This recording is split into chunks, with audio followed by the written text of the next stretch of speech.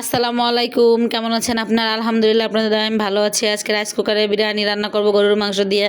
আমি এখানে 2 কেজির মতন গরুর মাংস নিয়ে নিয়েছি। গরুর মাংস নেওয়া হয়ে গেলে পেঁয়াজ, আদা, রসুন, জিরা বাটা দিয়ে দিচ্ছি। তারপরে রেডিমেড যে প্যাকেটের বিরিয়ানির মশলা আছে, মশলাটা আমি এখানে দিয়ে দিলাম।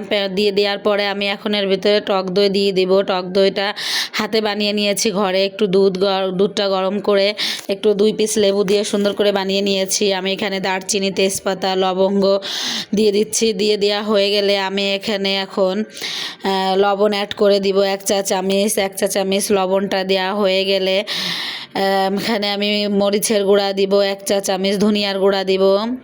ধনিয়ার গুঁড়ো দিয়ে দিলাম প্রথমে 1 চা চামচ, তারপরে আমি মরিচের গুঁড়াটা অ্যাড করে দিচ্ছি 1 চা চামচ।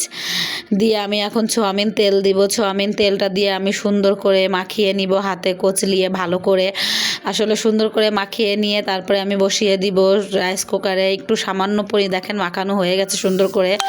আমি এখন সামান্য পরিমাণে একটু পানি দেব ভিতরে। আমি পানিটা দিয়ে সুন্দর করে এখন আমি বসিয়ে দিব। দেখেন আমি সুন্দর করে কষিয়ে নিয়েছি মাংসটা। কষিয়ে নেওয়া হয়ে গেলে আমি ভিতরে একটু আলু দিয়ে দিচ্ছি। বিরিয়ানির ভিতরে একটু আলু খেতে ভালোই লাগে। আমি এখন এটা দিয়ে আলুটা দিয়ে আমি এখন সুন্দর করে কষিয়ে নিব। দেখেন আলুটা দিয়ে আমার কষানো হয়ে গেছে সুন্দর করে। আমি এখন পোলাও চালটা দিয়ে দেবো। তেল ছেড়ে দিয়েছে মাংস থেকে। পোলাও চাল দিয়ে সুন্দর করে কষিয়ে নিব। দেখেন আমি পোলাও চাল দিয়ে সুন্দর করে রাইস কুকারের ভিতর কষিয়ে নিয়েছি। আমার কষিয়ে নেওয়া হয়ে আসছে। এখানে এখন আমি পানি অ্যাড করে দিচ্ছি বন্ধুরা। পানিটা দেওয়া হয়ে গেলে আমি এখন এটা এখানে একটু দুধ দিয়ে দিব। আসলে পানিটা একটু কম দিচ্ছি যেহেতু আমি একটু দুধ দিব।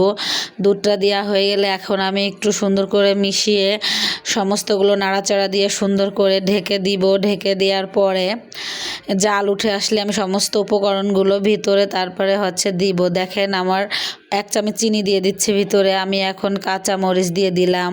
দেখেন ভিতরে বিরিয়ানির ভিতরে একটু গোলাপ জল দিয়ে দিচ্ছি। পরিমাণ মতন দেবেন, খুব বেশি দেওয়া লাগবে না। তারপরে আমি এখানে ঘি দিয়ে দিব। আসলে ঘিটা দিলে বিরিয়ানিটা খেতে খুব স্বাদ লাগে, ফ্লেভারটা খুব ভালো আসে। দেখেন ফাইনালি আমার বিরিয়ানি রান্না করাটা হয়ে গেছে রাইস কুকারে। এত সুন্দর হয়েছে মাশাআল্লাহ, বিরিয়ানিটা খুবই সুন্দর হয়েছে। এরকমভাবে খেয়ে দেখবেন রাইস কুকারে রান্না করে বন্ধুরা, খুবই ঝরঝরা হয়েছে। আমি কিন্তু এখানে ঠান্ডা পানিটা ব্যবহার করছি। ভালো থাকবেন বন্ধুরা।